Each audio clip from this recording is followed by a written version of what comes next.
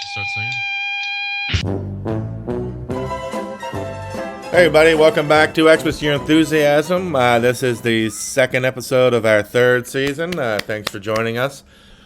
Today's episode will be the Curb Your Enthusiasm episode from season 2, the season finale, episode 10, The Massage. And according to IMDb, Larry is busted by a restaurant owner for stealing forks. Julia Louis-Dreyfus, yummo, becomes so frustrated by the incident that she drops out of the pilot, which ends Larry's quest to get it on TV.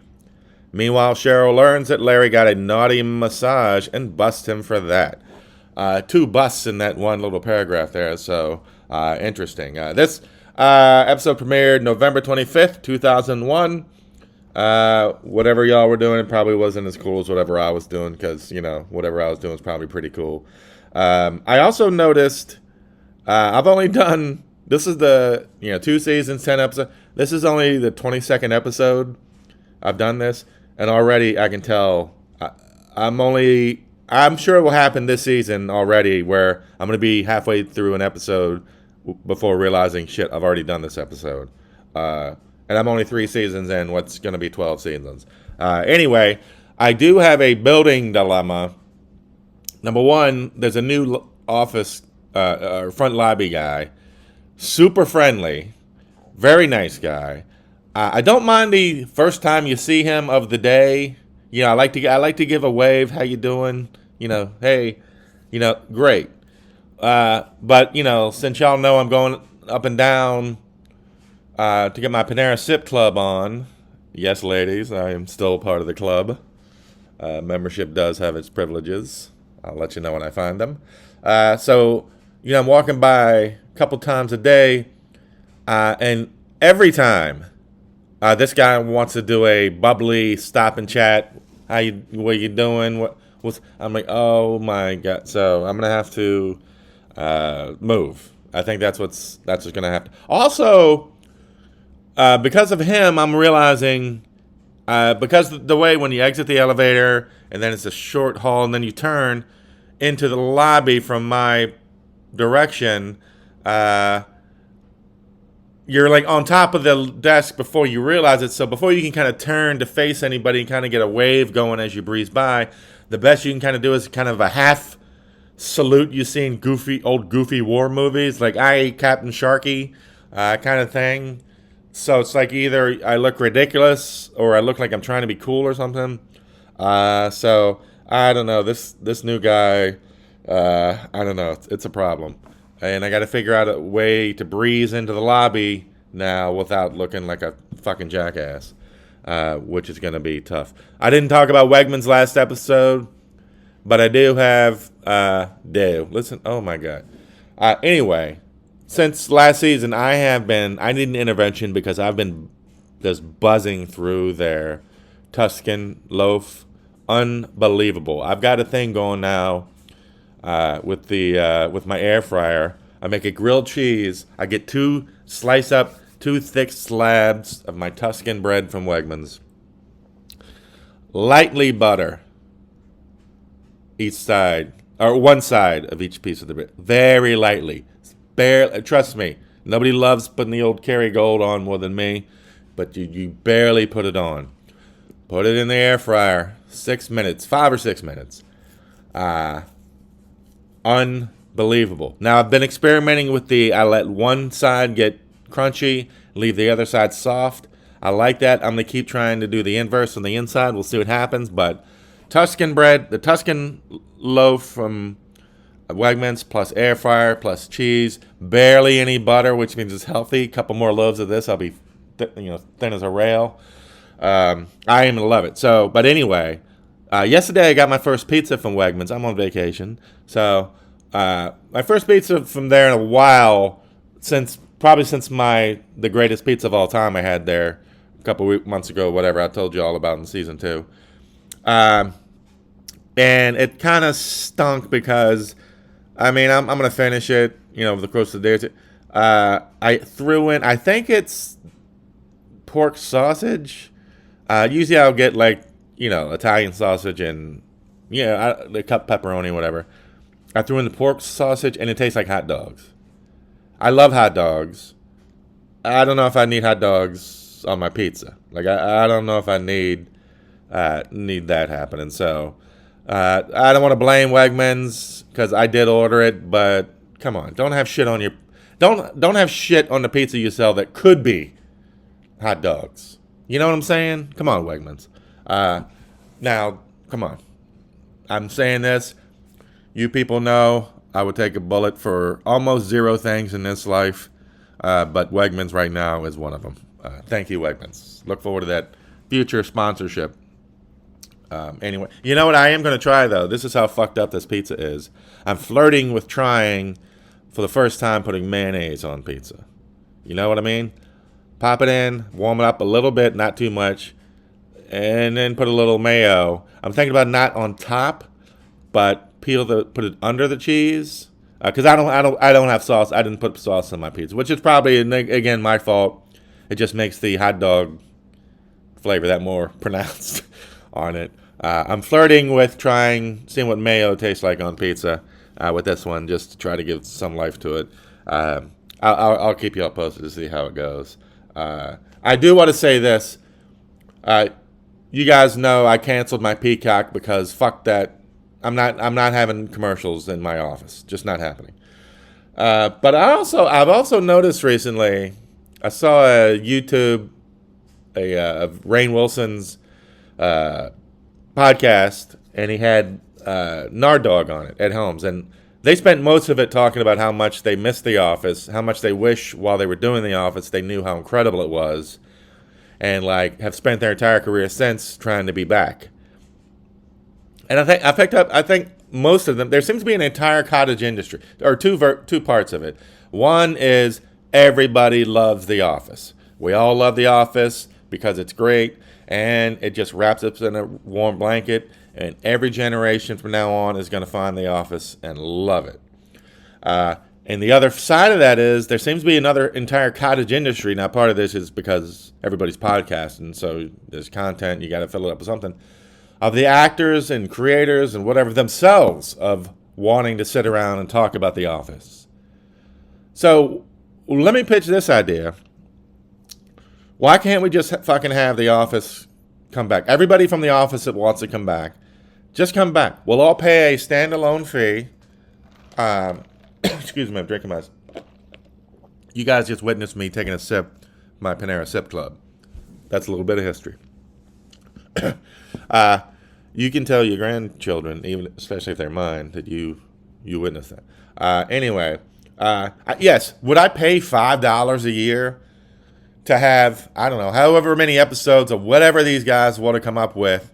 Either they're doing new episodes, either they're watching episodes and talking about it, or recreating scenes that could have been better, whatever they want to do. Would I pay $5, $10 a year to watch that? Yes. Would 10 million other people or a million other people? I think so.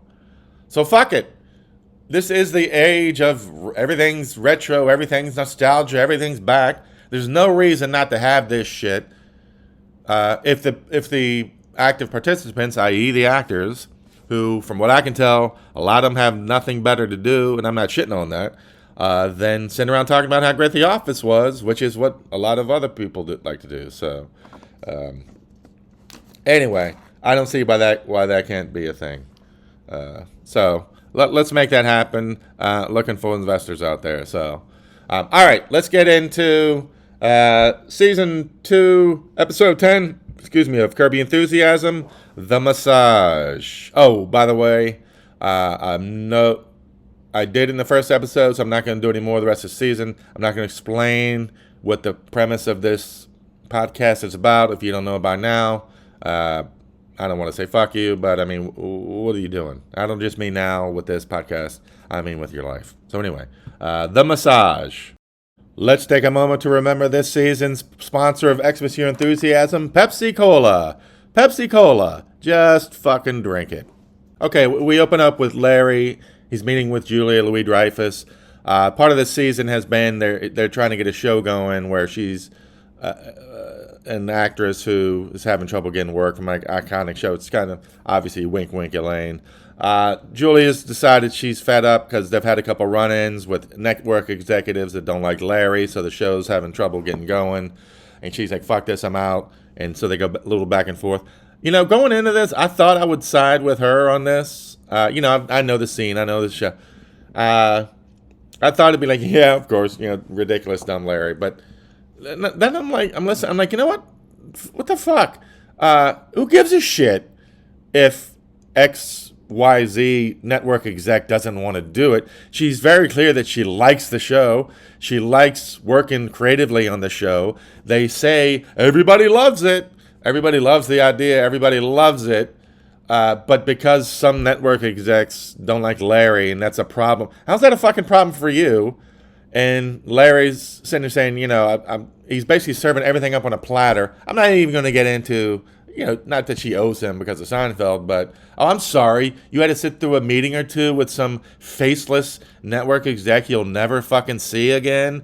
And because they don't like Larry, they won't do it. Well, let the next guy fucking accept a pile of fucking money.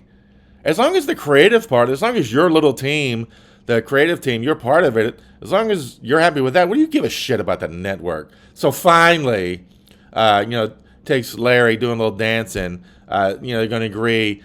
She's going to agree to come along with it if, Larry agrees to do all the pitching and all the work and everything. And at which point now it's like, you know what, fuck that. Yeah, I know the show is basically wink, wink, Elaine, but I'm sure if you're Larry David, you could just say, fuck this, I'll just get any other actress and tweak it however way you want it. And you'll sit there and you'll take that fucking bucket of money, truck of money instead of Julie Louis. I mean, come on. I love you, Elaine. I love you, Julie Louis-Dreyfus. I love you with all my heart. But fuck this, fuck that. Shut the fuck up. Take your sack of cash just for showing up. And come on now. 1-0. Larry gets the big fat win with that. Even though, of course, he's going to fuck it up. Big fat 1-0 out of the gate for Larry. Okay, quick note. Larry and Jeff are walking around, and they walk by a guy who's standing there with a sandwich board with a message, I am a shoplifter. Nobody on Earth has ever seen this out on the planet ever. Larry, they see it and mention it to each other. So, of course, this is going to come up later since this is part of the adage where it's illegal for Larry David to walk out of his house without bumping into somebody he knows. This is a non-person part of that. So, of course, this will come up again. So, I just want y'all to hear my eyes rolling out of my fucking head. Speaking of that, I forgot to remind everybody we're dedicating this season to Malcolm Jamal Warner and Danielle Spencer, Theo, and Dee. I meant to do it on top of the show, but sorry, the eyes rolling out of my head reminded me of the old Cosby bit on himself about the mother yelling, don't you roll your eyes at me, I'll roll your beady little eyes on the floor or whatever. So anyway, sorry I didn't mention the beginning of this entire season. We love you, Theo and Dee. Right on cue, here we go. 30 feet, 30 steps from the sandwich board guy. Boom, here we go. Ray, Mater D from some restaurant, walks by. Big hug. Hey, how you doing? Larry knows him, of course. Whew, the universe is right. Larry hasn't had to go more than 8 seconds without bumping into some motherfucker he already knows. So, anyway. Okay, now he and Jeff get in a little argument because apparently the guy wanted to do a stop and chat, but Larry just kept walking. He didn't want to get into a stop and chat, and Jeff's like, what the fuck is wrong with you? Let's just do a nice, hey, how you doing, or whatever. This is a great argument. I could talk about this all day, all night. They're both right. But who the fuck can do that all day, all the time? No. I side with Larry on this. There's a short list of people you would actually want to stop and talk to in the street. Think of the people in your life. Be honest with yourself. What percentage of them would you actually want to stop? Even just do it. Hey, how you doing? How's Timmy? Good to see you're alive. Okay, bye to me. Boop, see ya. Look, I didn't push you into the street. Even that, what kind of number are we thinking of? Because I'm thinking of a number, and it's low. So it's ridiculous. Of course, we'd all like to be great people and stop everybody we see in the street. How you doing? Is everything okay? Can I give you a hug and a kiss? Jeff's not wrong, but Larry is absolutely right. No more stopping chats. No stopping chats. Come on. Larry's up again. Like first episode, he came out 8-0 or whatever. Now he's 2-0 this episode. Oh boy. Okay. Now we get this isn't a Larry confrontation, but Cheryl and Wanda Sykes are talking about some psychic that Cheryl knows, whatever. This will come into play later, but man, I am so happy to see Wanda. I don't know if we've had an episode so far with her, and it's crazy because I remember looking it up one time and I was shocked because when I think of Curb Your Enthusiasm, one of the first things I think of is Wanda Sykes. She was hilarious. She was such what I thought a big part of it, particularly in the beginning. Like it was obvious, like she kind of faded out a bit, but particularly in the beginning, I thought of her as a big part of it. And certainly every time she showed up, she was incredible, but she was only in, dig this, 9 episodes. None after season 8, 2011. She was in 2 episodes of season 2, and then, a couple, only 1 in season 8, none in season 6. What happened? She was so great. Man, especially when they got divorced, it would have been great to see Wanda choose Larry for some reason over Cheryl, just because it would make no sense. Man, I'm always blown away when I see how little Wanda Sykes was actually in the show, because she left such a great big imprint on it. She was great. Anyway, I just wanted to show some love. We love you, Wanda Sykes. Okay, so now we have one of the big parts of the episode. Jeff has recommended this masseuse for Larry because he says, he's tense and whatever. Larry goes to the masseuse, and at the end, she says, hey, do you want me to finish you off? He doesn't know what she means. He just kind of whatever. And before he realizes, she's jerking him off. Apparently, according to him, she gets like 12 pumps. Now, to his credit, he stops her. He's like, I'm married. I can't do this, whatever. And so now he goes and yells at Jeff. And Jeff's like, what? What? Why didn't you enjoy it? Yeah, blah, blah, blah, blah. Larry gets a big win there. I've never had that where a professional is getting going and I'm like, no, thank you. Larry gets a big win there. The integrity is strong with this one, and I have a feeling it's going to come up again. So Larry 3-0. Oh, and of course, Jeff's big advice is, don't worry, as long as you just don't tell your wife, it'll be fine. Let's take a guess what great advice that is. Advice which, of course, Larry follows, or he tries to, and this psychic that Cheryl knows is going to fuck everything up. But, I know I'm not married. Nobody understands women less than me. But I have a feeling that because Larry, it was an honest mistake. Larry did the right thing. I have to believe that just immediately going to Cheryl and saying, you won't believe what just happened to me. This is hilarious. I stopped it. Yes, it's going to be a problem for a little while, but you'd have to assume that's still way better than if she finds out from literally anybody else, including a psychic, which Larry knows about, but he's still going to fuck this up. Unless you think that she's going to think, well, if he's going to be so upfront about this, it's just like a red herring and he's really out there just banging everybody. I feel like if you just treat it as what actually happened, there'd be no drama, but what does little old me know? Otherwise, if you're going to do all this nonsense to try to keep Cheryl from talking to them, why don't you just have the masseuse killed? Just do that. There's no in between to me. Either just come out and say, hey, Cheryl, this funny thing happened, I'm sorry, or have the masseuse killed. Take your fucking one of your billions and just have her killed.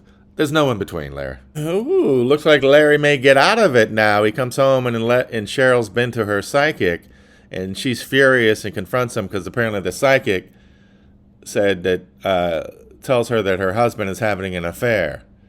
So Larry's been worried that she's going to find out if it's masseuse for the psychic, but the psychic says having an affair. Anyway, so Cheryl's pissed at him, but, it's ridiculous. I'm sorry, you can't win an argument if it's just something that some psychic dreamed up or whatever.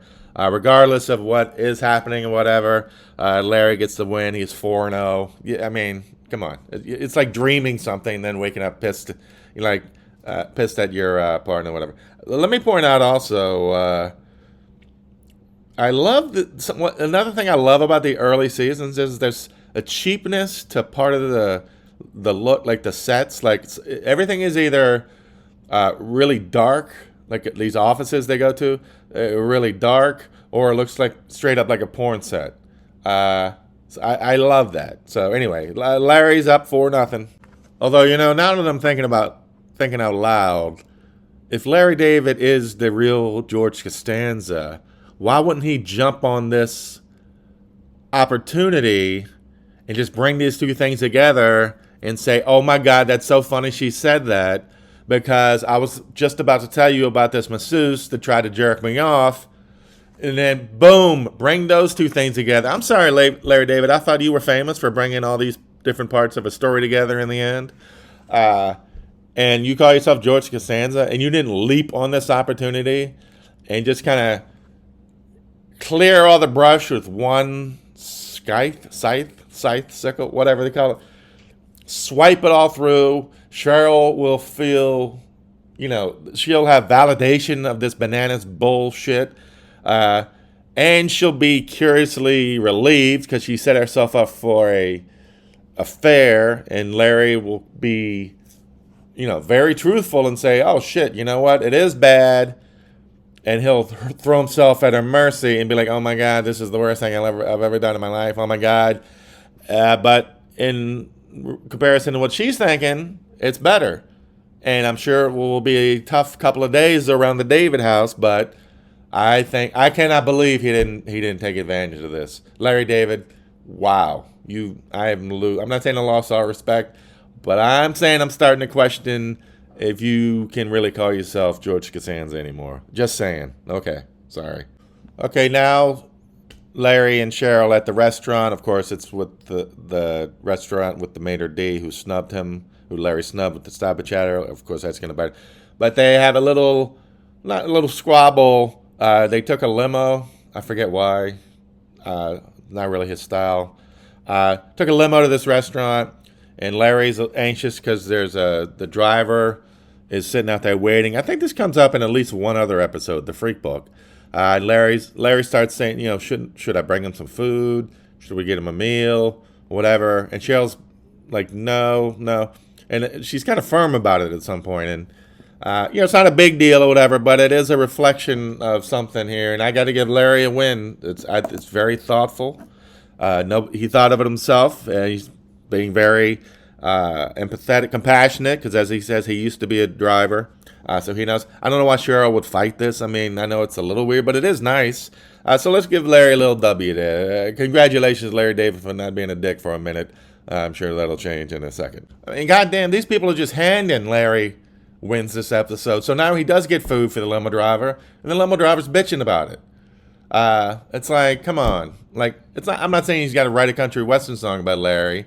Just take the food. If you don't like it, do what a normal person would do. Just bitch about it to your friends afterwards about this asshole fuckwad who, brought you his food. Just take the food. You don't even have to be grateful. You don't have to say anything. Just don't say.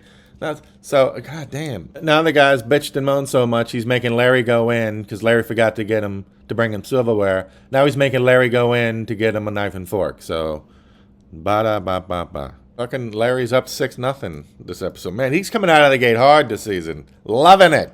Ba-da-ba-ba-ba. I'm loving it. And that reminds me, people, don't forget to drink Pepsi. Pepsi Cola, proud sponsor of Xmas Your Enthusiasm. Pepsi Cola, just fucking drink it. Okay, I can't believe I'm saying this.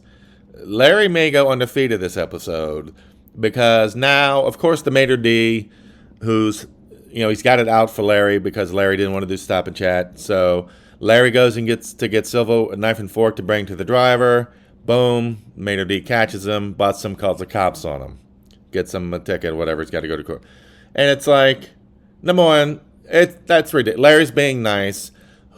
Who gives a shit? This is rich people shit. This is Cheryl says this is her new favorite restaurant. Let me guess what the prices are at this fucking place.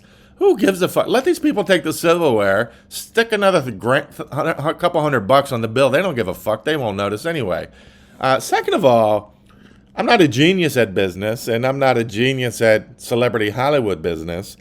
But do you want to be known now as the place that gets celebrities in trouble for doing anything? Do you want to be the place in LA now that like celebrities don't want to go to? That doesn't seem like great business. Not in LA. Anyway, Larry's up 7-0. Fucking absurd. Okay, now Larry's getting back to the limo, and he's like, fuck. Now the limo driver still can't eat the food because he doesn't have the knife and fork or whatever. And I wasn't even going to bother scoring this because it's just kind of a part of the bit before, but man, the limo driver's still sticking it to him. Larry's like over apologizing. I'm so sorry. Yeah, blah, blah. I'm sorry. And the guy's like, yeah. First he's like, yeah, don't worry about it. And then he said, so you think it's over? And then he says, I'll pick up something on the way home. And it's like, motherfucker, you do have the food. You could have just said, no problem, I'll just eat it when I get home. So this motherfucker. Again, these people are just handing Larry win after win after win. Another one. I don't know if there's any more in this episode, but he right now is undefeated for the episode. Crazy. 8-0. Let's see if he keeps it together, people. The crowd in my podcast studio is going crazy. It's like a pitcher about to close out a no-no. Or this is what it must have been like at Lake Placid after Ruzioni hit the shot to go ahead of the Russians. Or that's right. I'm here by myself and nobody gives a shit. Anyway. Okay, now see, this shit is what makes me blow a gasket with this fucking show. They're getting in the limo. Cheryl looks up at the restaurant, and there's Jeff with the masseuse. And it's like, I've never been out and about and just looked up, and there's my best friend standing there, with anybody, much less. And, of course, it happens to be with the masseuse. And, then he kind of walks off, and Cheryl goes up to the masseuse. And, it's not even like she sees Jeff and shouts out, oh, hey, Jeff. The laws of Larry David having to bump into someone he knows are such that they affect his wife in a way that she is so unsurprised to see Jeff. She doesn't even say, hey, Jeff, whatever. And he doesn't even see them. And she confronts the masseuse, and I'm guessing this is how it all blows up in Larry's face because, of course, she says to the masseuse, "Oh, do you have a tattoo of Larry's nuts on your ass?" And she's like, "Oh yes, what do you know?" So all this comes tumbling apart because Cheryl happens to see Jeff and this masseuse, the redheaded masseuse, happens to be standing in front of the restaurant they were just at. And yet Jeff wasn't there eating with them. And none of this is weird. And because of this psychic, it's all going to blow up in Larry's face. This is some Tale of Two Cities. Gee, at the end of the day, it's all because they look alike kind of bullshit. Oh my God. Okay, so bada bang, bada boom, right on cue. Larry goes to court. I don't know why it's a court case. He's arguing with a judge for this stealing forks thing, whatever. And of course, the judge happens to sentence him to standing in front of this restaurant with a sandwich board. I steal restaurant silverware, whatever.